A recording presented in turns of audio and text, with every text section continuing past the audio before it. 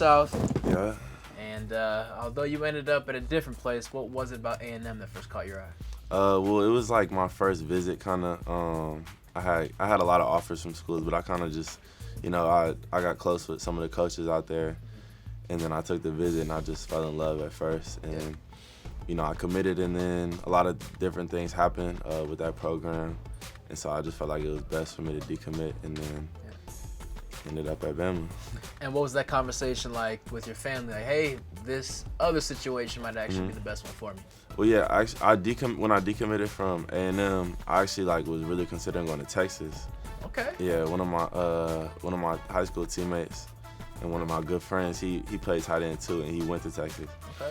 And then so I visited there, and I really liked it there too. And I hadn't visited Bama yet, so that really wasn't too much in the air. I was still talking to the coaches and stuff, but I hadn't been there and visited, so I didn't know what to expect. And you go to Alabama's campus, Mm-hmm. and this is the height of college football. Yeah. You got the one and only Nick Saban. Was that intimidating? Were you nervous? Were you confused? Was your head spinning? Take me through those early days. That's such a prestigious program. Well, yeah, it was crazy the whole experience, because they had been offering me my junior year, I think it was spring, and Coach Burns, he recruited me, and he came to practice. They was the only team he came to practice, and he was recording me the whole time. He like a old school camcorder, and he playing was paparazzi with you. Yeah, he was just standing there just following me the whole time, and cause he was bringing it back to show Coach Saban and the other coaches, and then he showed them, and they had offered me, and then I kind of kept in contact, but it wasn't too much, and then once I decommitted, and I was like, okay, I'm still weighing my options, and then I went to Bama. And just fell in love with the whole, with everything. It was overwhelming at first. Me and Coach Saban, he's intimidating. You know what I'm saying? That's the GOAT of college football, the best coach of all time. You know what I'm saying? So just having that opportunity, I felt like it was just a no-brainer for me. And your both recruitment process and your time as a college athlete, you had a little bit of help. You had a dad who went through the entire process, succeeded through it. How was he helpful through it all? Well, yeah, he definitely was. He's been through everything that I've been through already. So it's like the cheat code, honestly. Everybody else, this is their first time. So he kind of just lets me know, what. He lets me do my own thing, but he'll say, okay, I think you should do this, or what you need to do here, how this, so he's definitely helpful. And then with the whole recruitment process, he went to Notre Dame, and Lou Holtz was his coach. And then coach, at that time, Notre Dame was the Alabama back then. So just having he felt like he had such a great time at Notre Dame, and they won a lot of games. So he definitely wanted me to go to Alabama at the end of the day. And what was it like?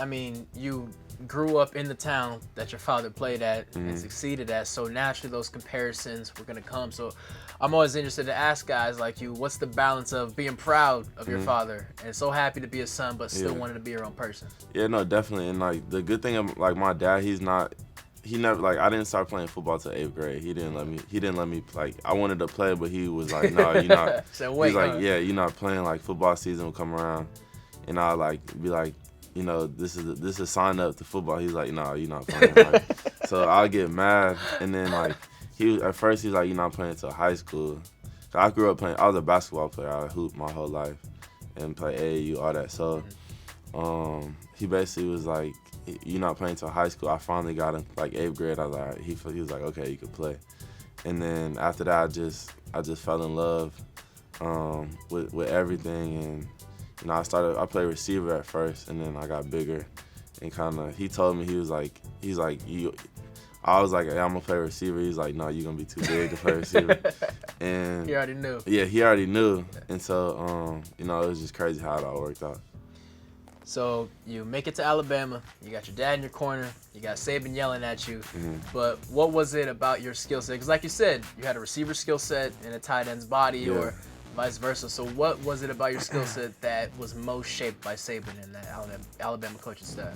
Well, definitely, just at Bama, like you got to be tough. You can't go in there, especially if you're in the box blocking 300-pound defensive linemen. SEC defense. Yeah, SEC. It's not no game. So, you definitely, I was a tough player before, but it just molded me.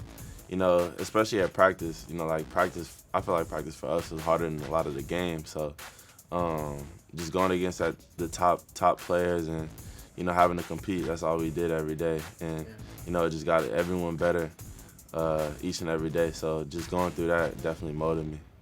Right. Now you're gonna be getting ready for your games on Sunday. Mm-hmm. But you're gonna be at the hotel, going over notes, going over the playbook and everything, and Alabama's gonna come on primetime Saturday night like always. What are you gonna miss most? I'm gonna just miss playing with my brothers. We've been, everybody, we've been through a lot. It's cool seeing some guys here that one of my roommates, and then dudes that just we went to battle every day for each other. So definitely that, and then just being back in your college roots. College, it was a lot of fun, and I love my years at Alabama. You talk to any NFL player, any coach, any NFL GM, one thing they will all agree on is Alabama guys show up ready to be plugged into a system. They're NFL ready. Yeah. What is it about Saban and that Alabama system that has guys ready to succeed right away? Well, he treats you like a grown up. You when you come in, we have a lot on our plate. We gotta go to class. It's not you don't want to go today. You gotta go. In football, you know what I'm saying. You go there. You go there to what you're getting yourself into. So he definitely gets us ready, mentally, physically, and emotionally. So everything that you need to work on and focus on, they're gonna help you at Alabama. You're the newest name to that long list of Alabama tight ends who are going on to the NFL, who are drafted early, going on to the NFL. Who's the next name up? Who are we going to be looking out for? I say Miller Forrestall. He was in my grade. He got hurt last year, and he should have a big year coming up. Right, and now you're going to the Minnesota Vikings. You're going to a system that is established. Mm-hmm. They've had a lot of success. They've got some guys who have played big-time playoff games, and that can be intimidating for a rookie to be thrown into a team that they drafted you for a reason, but they've had success without you. But you have the benefit of going to Alabama, who, even if you weren't there, they would have been successful. So talk about your advantage of knowing how to enter a team that has already had success. Yeah, definitely. When I went to Alabama, they had just won the national championship. And so, it was big. It was a lot on our plate coming in as freshmen. So, I feel like it's pretty similar. The team and the Minnesota Vikings, they've had a lot of success, a lot of great players, and I just want to go in and have a role, whatever I need to do to be successful on the team and help the team win, ultimately win. That's the goal. Well, we talked about it earlier. You could have been a receiver. You could have been a tight end. Pops stepped in, but obviously the decision to play tight end has worked out for you. What's been your favorite part about it? Just at tight end, I feel like it goes quarterback then tight end has the most on their plate. We gotta know the run game, the pass game, the protections. So you gotta be a smart player. You gotta know a lot. So I just like that challenge that. I'm not just a finesse receiver. I'm not just a nit-gritty blocker. You get the best of both worlds. So, it's a fun position, and I love it. Showcase that full skill set. Yeah.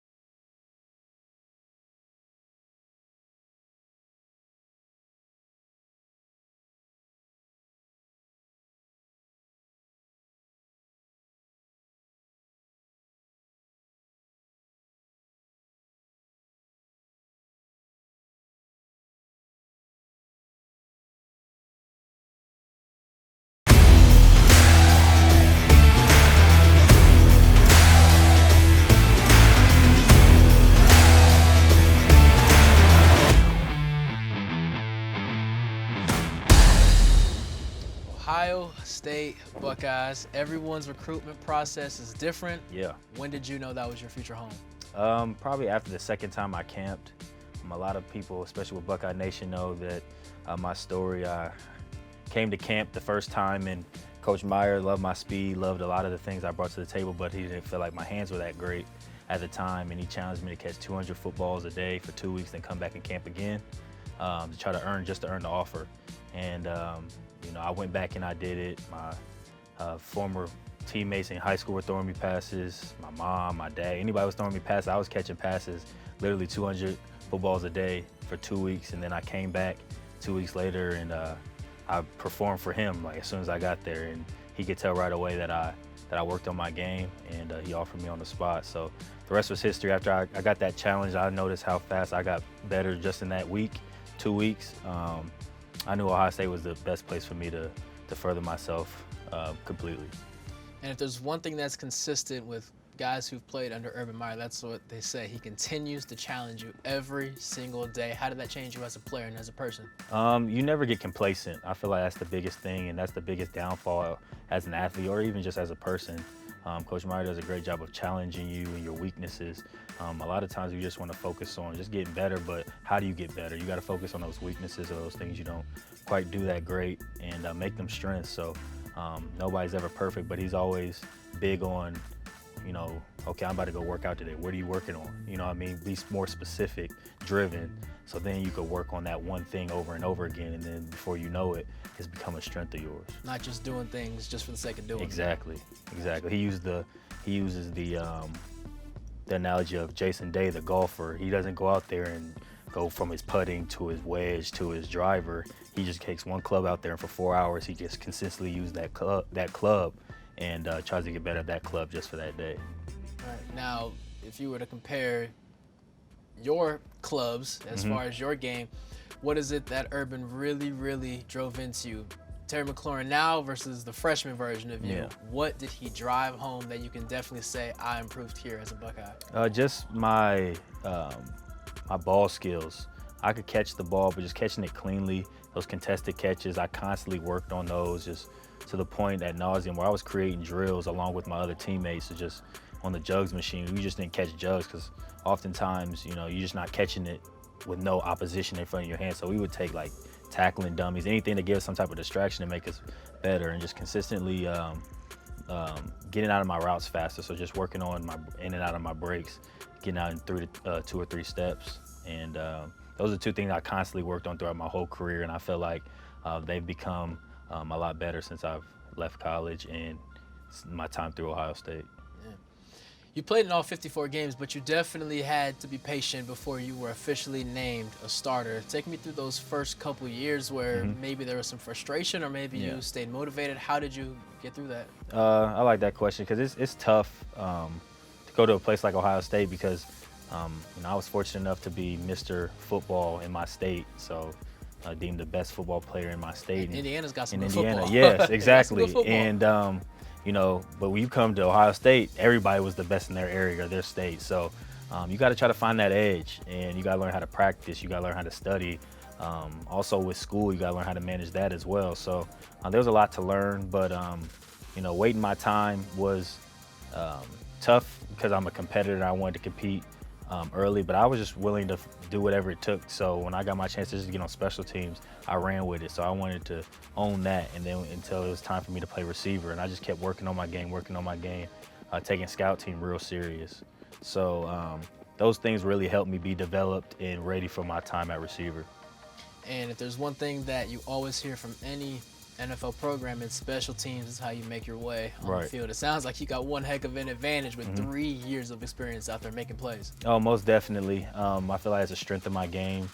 I've put myself into a point now where I've been able to play all the special teams and have success on all of them. So I'm comfortable doing whatever the team, especially the Redskins now, asked me to do. Did the same thing at Ohio State. But I feel like I bring a lot of value because I'm a good receiver and a good special teams player. So NFL is all about value, and just any organization, you want to provide as much value to them as you can. Speaking of value, you clearly value the concept of team. I mean, talking to you even just now, it's clear you are a team-first guy. Where did that come from? Just I guess the way I was raised more so than anything. But I always feel like you benefit more through a team and atmosphere. A lot of people think you're gonna have that individual success by yourself, but the more the team has success, I feel like the more individually you have success as well. And I just feel like that team orientation, especially with the game of football, it takes 11 guys on every play for the play to work. So that's why I love football so much. And I'm the type of guy that I love to win, but I'd rather do it with my team than individually. You definitely had to bide your time through the special teams ranks, and then you come out the gate in your senior year and you never really look back. But what was the game, the practice, the play, the weight room, whatever it was, what was that specific moment where you realized, you know what, if I keep this up, I'm going to be drafted? The off season, the approach that I took to it. I used to work in the off season, but I was like ad nauseum the way I was working that off season. 3 days a week I was catching on the jugs. The other 2 days I was running routes. Along with our off-season program, I was watching film in between those days as well. So that all coupled with each other, it felt monotonous, but at the same time, I knew it would pay off come the season. Once I got into a routine when I was constantly doing that week after week after week, I noticed my play started getting even more consistent, and I knew at that moment I was gonna have a great year. There seems to be a trend here. Coach Meyer says, you want a scholarship, I need to see better hands. You go home, you grind it out for 2 weeks. You finish up your junior year, you say, if I want to be in the NFL, I need to grind it out. I need to get in the weight room, need to get on the field and do all that. Seems like whatever it takes, you're gonna cross that bridge. Whatever it takes, that's always been my mentality. I pray for health and strength constantly, but I'm a workhorse and I'm willing to do whatever it takes to be successful. I'm not afraid to be coached hard. I'm not afraid of the criticism. I actually seek it out so I could strengthen myself in my game. So I know the NFL is going to bring its own challenges, and I'm looking forward to attacking those head on. Speaking of these NFL challenges, for anybody, whether you're the first pick or an undrafted free agent, going into an NFL locker room is intimidating, but you got a buddy in there waiting for you this time around. Yeah, having Dwayne in there is great, especially that quarterback-receiver relationship. We're both rookies, so we're starting at the bottom, but at the same time, we're going through it together, and that relationship between those two positions is so key in the NFL and football in and of itself. So we have that added advantage. We're learning together, but the benefit is we're taking what we've learned that's new and coupling it with what's old, which is our chemistry. So we get on the field, he knows where I'm going to be, I know where he's going to put the ball, so we've had success so far. That's great. That's great. And that sense of pride of seeing Ohio State Buckeyes all throughout the league, you get to share a locker room with one, and let alone one that you actually share the same side of the field with. So it seems like that chemistry is already showing. Oh, most definitely. We're even roommates right now in Washington. So, it's been great, and I'm looking forward to seeing us grow as individuals and collectively, and just finding our spot and our niche on the team and seeing how we can help. We're two guys that love to work, get better, and we're just trying to help the team in any possible way. What was that conversation like after your name gets called, whether it was a call or a text, when you first talked to Dwayne right after? What was that like? He FaceTimed me, actually, when kind of things calmed down a little bit. He FaceTimed me, and he was just saying how happy he was for me, how excited he was, and he was hoping that he got one of our receivers, but especially the relationship we've had has been great, and he just couldn't wait to get to work. So we're looking to do big things. Coming off of a huge season for you as well as the Buckeyes, but Coach Meyer is gonna move on from coaching, but there's a lot of talent there. But what is it that Coach Day is gonna bring to continue the increase of that talent? Just his intuitiveness of the game. He's always innovating. He's constantly asking the players and coaches how we can make this team better, how we can make the offense, the defense better. He's always looking for new ways to be successful, and I feel like in this day and age, you always have to be able to have those core values of what you believe in as a coach, but also be able to change with the times, because things are constantly changing. And I feel like he's a guy you can always come up to and have a conversation with, and he's very personable. And he's a guy you want to play hard for. So I think Buckeye Nation and the Ohio State football program is in great hands with him. Coach Mick being the strength coach still is great, and some of the core pieces are still there. So I think they're going to still have a lot of success. not a lot of people, except for the Buckeye faithful, might have known the name Terry McLaurin before this senior year. But who is the name that we are definitely going to know a year from now? Who is the next Terry McLaurin who's been waiting in the wings and is going to come on the scene for us? I like that question because you never know, and it's even tough for me to say it because, you know, you just really don't know, especially at a place like Ohio State. I mean, you can have, saying goes around with us is your life can change in a year. And I believe that, but just the way some of those young receivers or some of the receivers are working right now, just you know, Benjamin Victor, I think he's really going to take that turn. Austin Mack, if he can stay healthy, which I believe he will. But Ben is really just going back to Ohio State. His mentality is kind of similar to how I approached the off season. So I'm really looking forward to see what he does, and I believe he's going to have a great year.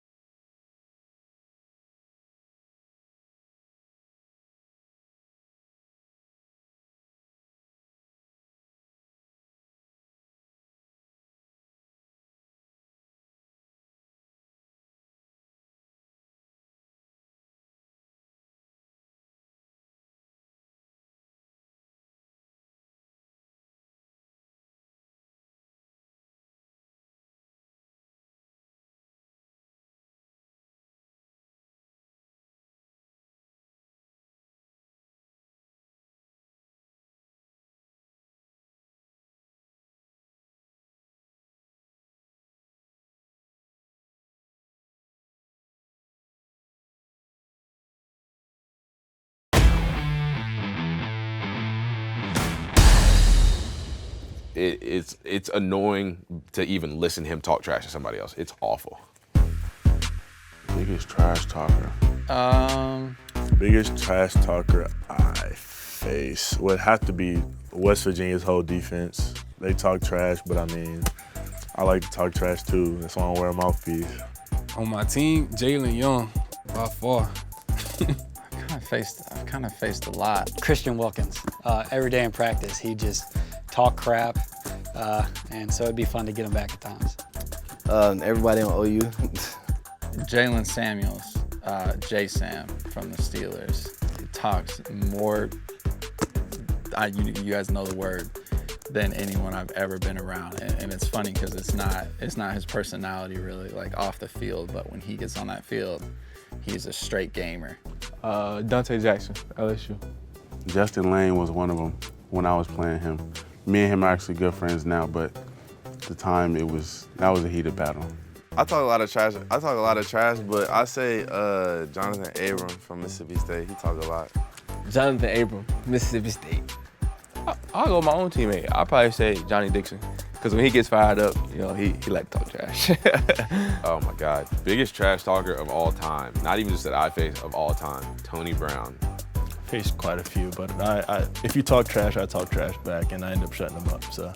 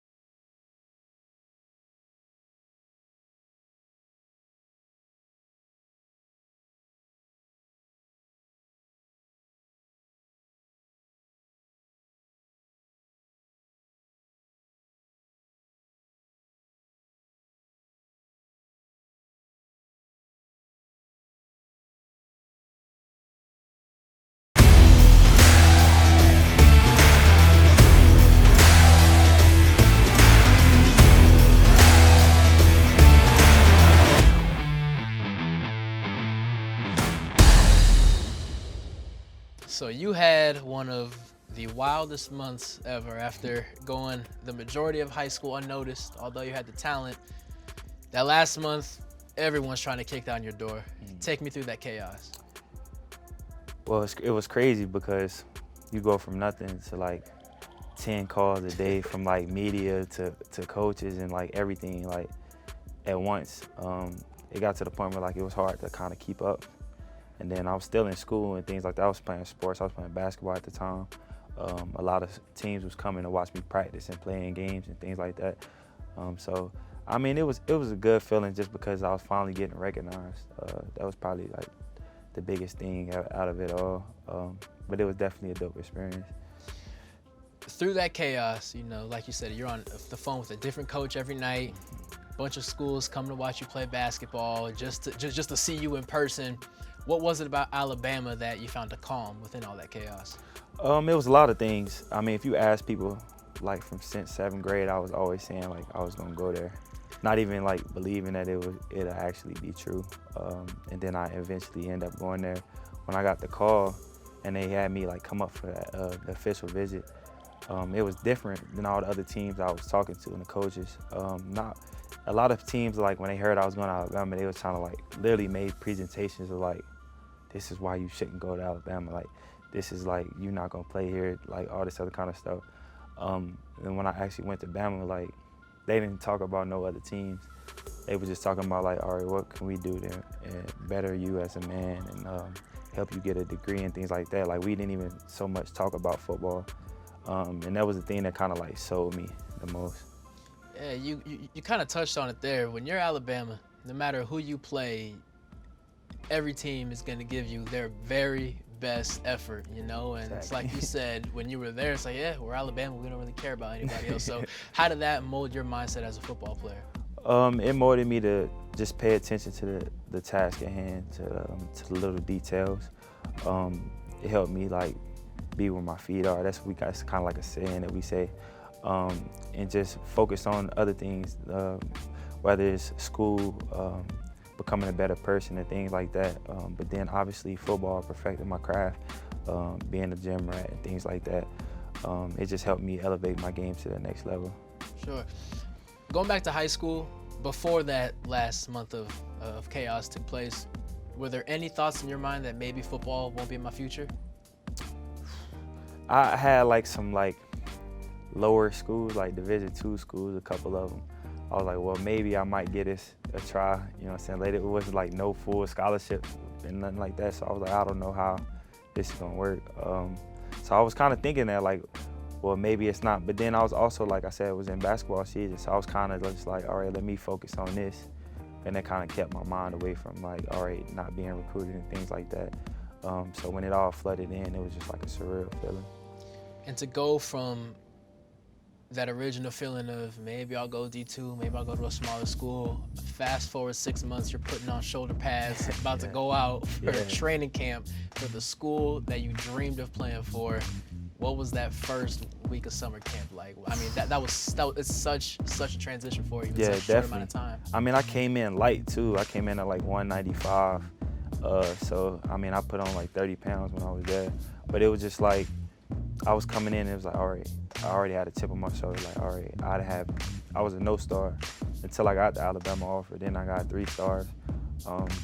It's barely even 3 stars on the team. You know what I'm saying? So it's like, all right, you already feel like you a little behind. So it was just like I came in with a point to prove. During that training camp, we had like scrimmages. And we had a scrimmage, and I was the only running back to score. I scored like twice or something like that. And I was going with the 2s, going against the 1s. And that's when we had that crazy defense that year, like Reuben Foster, like Jonathan Allen, everybody. And after the scrimmage, they all came up to me like, you might, I don't know who you are, but you gonna be special. You know what I'm saying? That's what they was telling me and things like that. So I was like, all right, maybe I had a chance. And it's crazy because when I went to college, I was just happy to be in college. I wasn't thinking like the NFL like would be an opportunity for me. So I mean, I'm definitely humbled and blessed to be here. What play or game or practice did you realize I've handled my business here at Alabama, the NFL might be a possibility? I would say after the Georgia game, more so the Oklahoma game. After the Oklahoma game, I was like, all our coaches was coming up to me and was like, it's time. It's time. Like, they wouldn't say it in front of Saban, but, but like, they was like, it's time for you to end. I mean, I started asking around, like, to other people, like scouts and stuff, like, what's your thoughts, what you think? And they all gave me, like, good reviews. So I was like, all right, I'm going to take my chances. Yeah, and what was that change of mindset?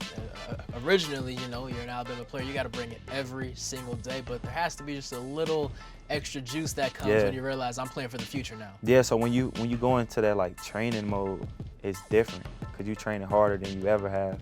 And it's like every day you, like, pushing yourself to that, like, peak. And I mean, it's probably one of the hardest things I've ever done. And then it's crazy because you training that hard just to be equal with, if not still behind, or if not equal with the people in the league. And it's just the beginning phase.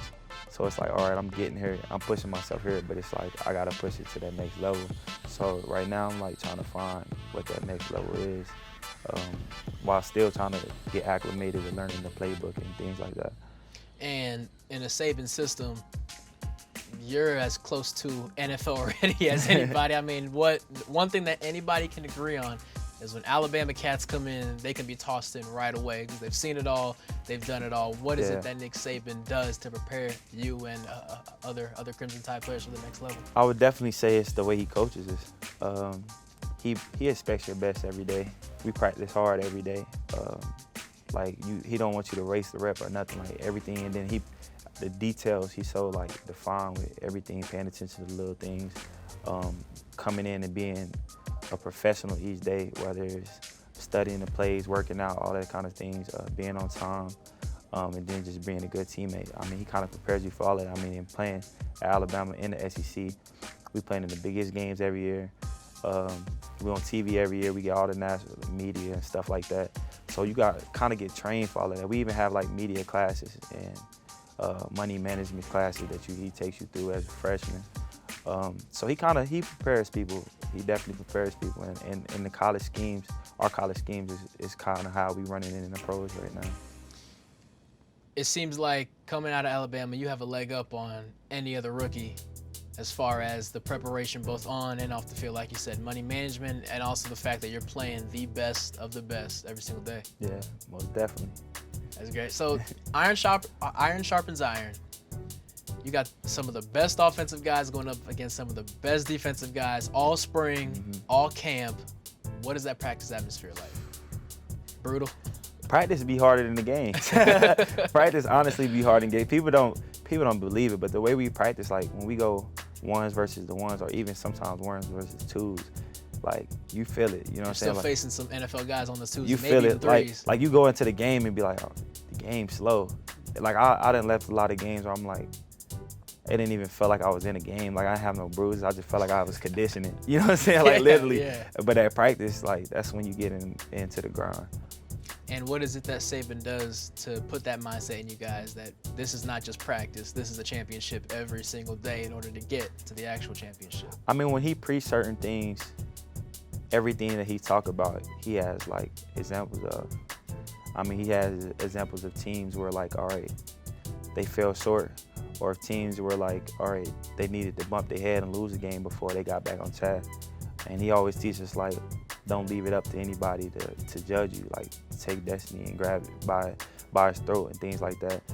So he just kind of instilled everything, like everything that we need to do on and off the field, just to be a great player and a great person. He kind of instills that into us. And how do you take those practice habits and transition them to the NFL that you learned from Alabama? See, it's great it's an easy transition because that's what they're already doing. Right. So it's like you trying to find the edge, but that's what they're already doing. I mean, like I said, we had money management classes, all that, but we also had people teaching us about nutrition and how to take care of your body and things like that. And that's at the next level, that's kind of like what sets you apart. So it's good when you don't have to come in and learn that, and you can already just like go into it. So you go the majority of high school, no attention really. Alabama comes knocking. Was there any hesitance? Because you would think someone would say, I almost didn't even get the chance to play college football. Let me just go somewhere that I know I'm going to start day one. We might not be good, but I'm going to get all the reps I want. But you didn't go that way. You went this way. I'm going to go to the most challenging team possible? I mean, from where I'm from, in the background that I came up in, I was always like, in a way neglected. I was always like looked past. So I felt like it was not only proving a point to myself, but like proving a point to everybody that I belong. So I mean, going to compete against the best day in and day out was easy for me because it was just about proving that I belong. And I mean, it worked out good for me. That chip on your shoulder ain't going anywhere, is it? Yeah, nah, no, it's definitely. Alabama's gonna keep putting guys in the NFL until forever. Yeah. Who are guys you're gonna be looking forward to next year when you turn on your TV on Saturdays? See, the thing is, we have so many guys. It's so tough. I mean, like offense, of course you have two. You have all the receivers, Jerry Jeudy, Jalen Waddle, Henry Ruggs, and then Smitty, Devontae Smith. But then you have Najee Harris, you got Brian Robinson. Then on defense, you got some dogs. You got Dylan Moses, you got X, he plays safety, and you got Trayvon Diggs, you got Terrell Lewis, you got Anthony Jennings. And all of those guys are projected to come out. And that's almost like a starting defense and a starting that's a starting roster. So I mean, so it's gonna be interesting to see how I do, and then I know how them guys are gonna work with the chip on their shoulder after the big loss that we took last year to Clemson. So I know they're gonna come in and work. It's gonna be a scary year. It's gonna be a scary year. As excited as you are for your journey and your success, what's it gonna feel like turning on really to any channel on Sunday afternoons or even Monday nights and knowing there's an Alabama player somewhere on the field? I mean, it's surreal, especially when it's like people you've played with or people you've idolized and things like that, and the people that like they come back and mentor you and talk to you and things like that. Just to like see them playing and wishing the best for them, I mean, it's huge.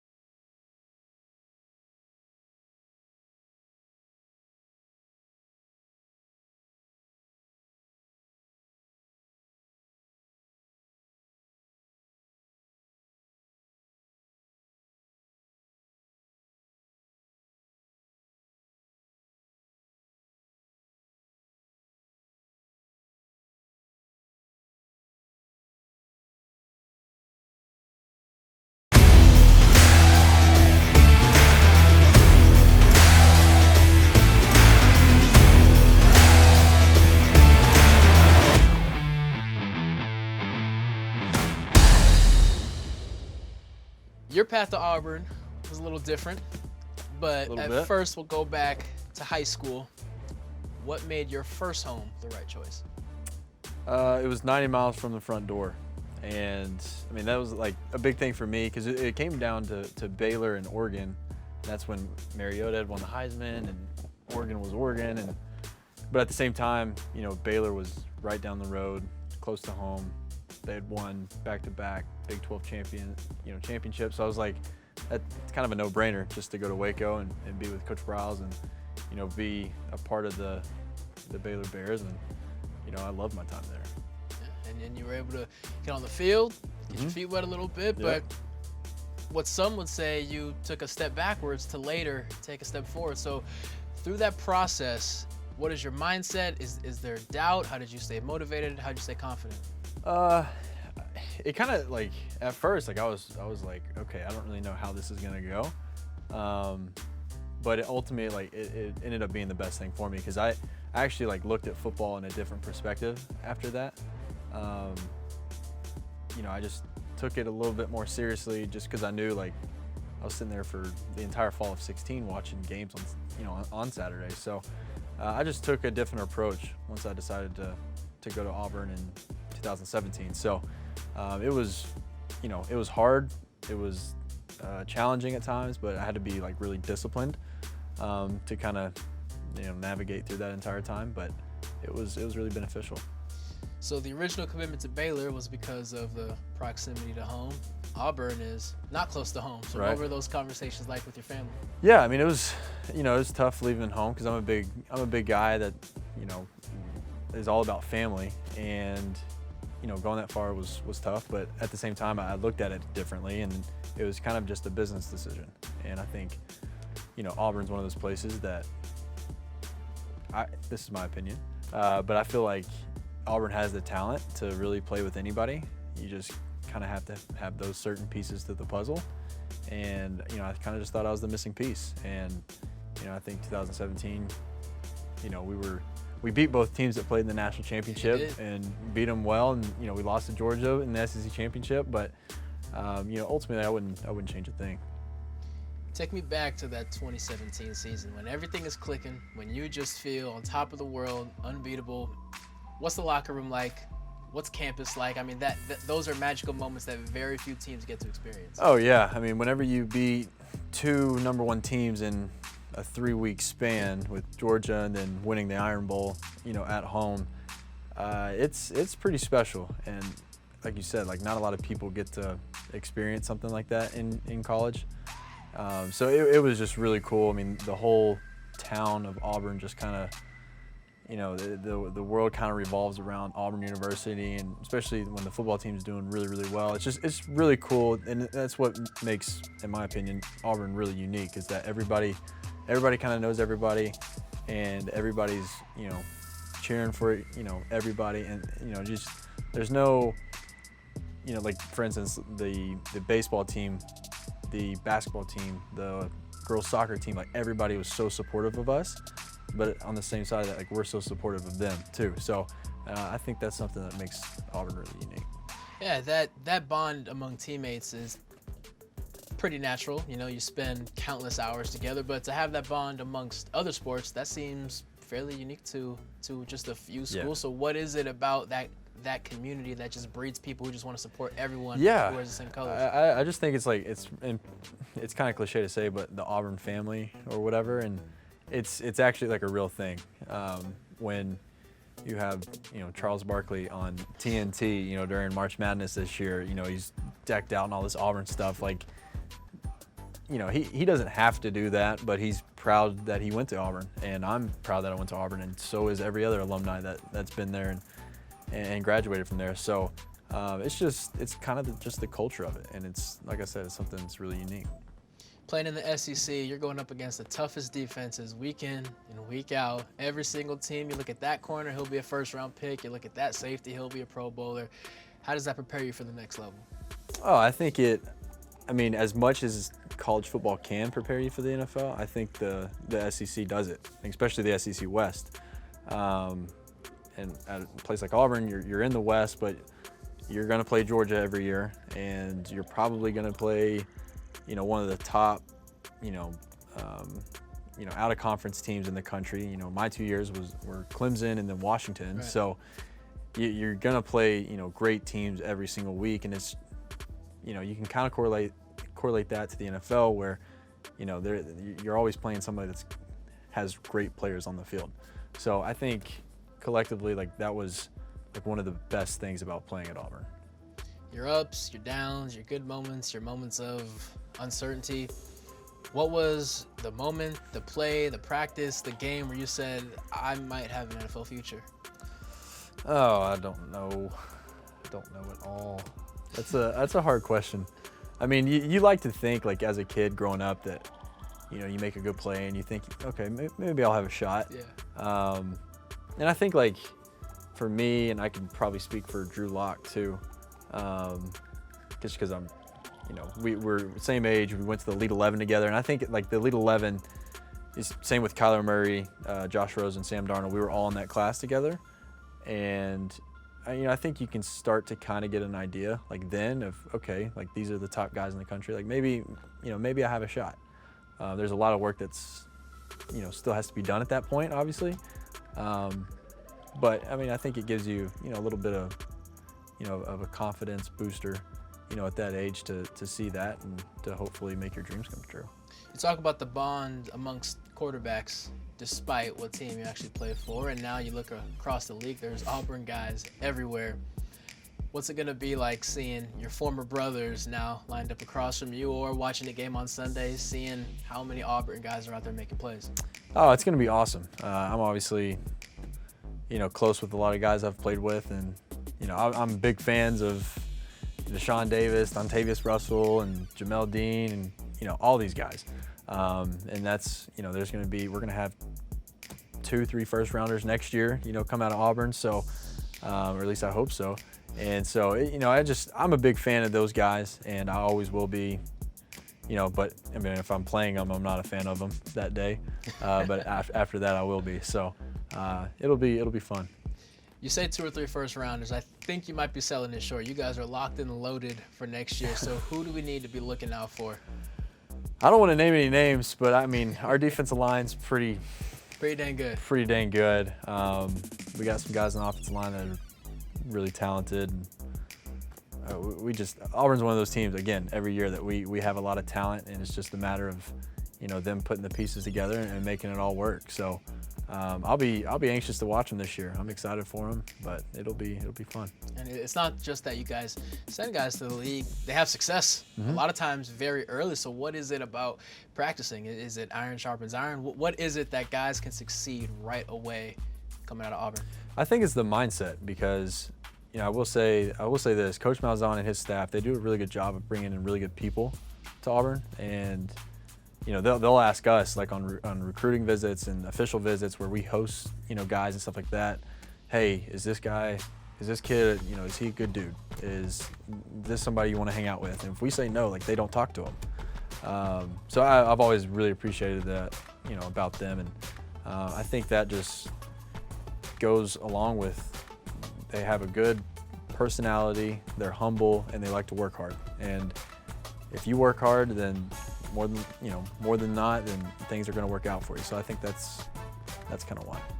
You hit on it there. Coach Malzahn doesn't just care about your success on the field. He's really invested in your growth off the field. So what is something you can take from Coach Malzahn, from that Auburn community going forward, not as a quarterback, but just as a man going out into the real world? Yeah, I mean, they always talk about, you know, being an Auburn man. And again, with the whole Auburn family, it's hard to explain, just because not everybody's in a culture like that. But for us, like, that's just the standard, and you're expected to say yes sir, no sir, yes ma'am, no ma'am. You're expected to work hard and not complain. And I think, you know, you can obviously apply that in football, but if you apply that to the rest of your life, then again, more times than not, you're going to be all right. So I think that's the biggest thing for guys coming out of Auburn. What advice would you have to any quarterback in the SEC right now about to go up against some of the best defenses? You had plenty of success against them. What would you tell them so that they can do the same? Buckle up. It's going to be a grind. There's nothing like playing Georgia, LSU, Tennessee, Alabama, Mississippi State, Ole Miss, like, just back to back to back. So I think that's the biggest thing. You just got to grind it out, and you got to prepare, you know, for Georgia, just like you do for Alabama, just like you do for Tennessee, just like you do for LSU. Like, all these teams, like, you have to prepare the same each week. But it's tough. It really is. There's a lot of quarterbacks out there, and you playing quarterback for a different program. What is it that makes being the quarterback in Auburn so different? I mean, That's a hard question to answer because there's so many good things about just going to school at Auburn, and then on top of that, you get to be kind of the leader of a really good football team, and a team that is expected to do really, really well every single year, especially with that team up north that we don't talk about. The expectations are always just high. So whenever you're kind of the guy at the, that's got control of a bunch of that, and you can kind of steer the team in the way that you want to steer them. I think first of all, it's a blessing to be able to do that, and secondly, it's just, again, you always got to put it in perspective. Like, not a lot of people get to do that. I mean, there's kids that would do anything to be in that position. So I always took it every single day. I woke up and just went about my day, and very thankful and very humble to where I'm there to do my job and to make sure that I'm putting the Auburn Tigers in the best position to win.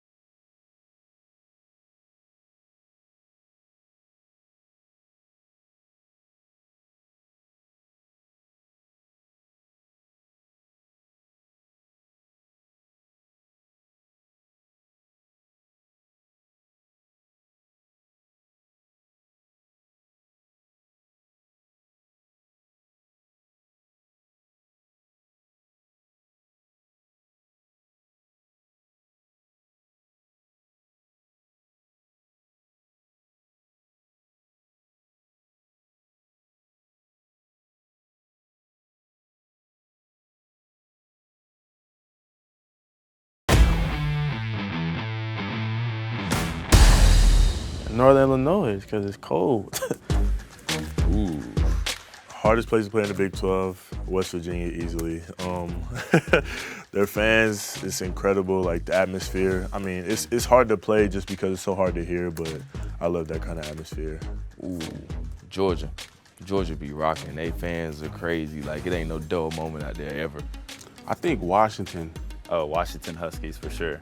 Even when it's not sold out, it's still loud. The fans are real rowdy. There's been times where me and a guy right next to each other can't even hear each other talk. Definitely a crazy environment. Get under your skin, so you gotta just keep your composure. Hardest place to play, LSU. Death Valley, of course, Death Valley.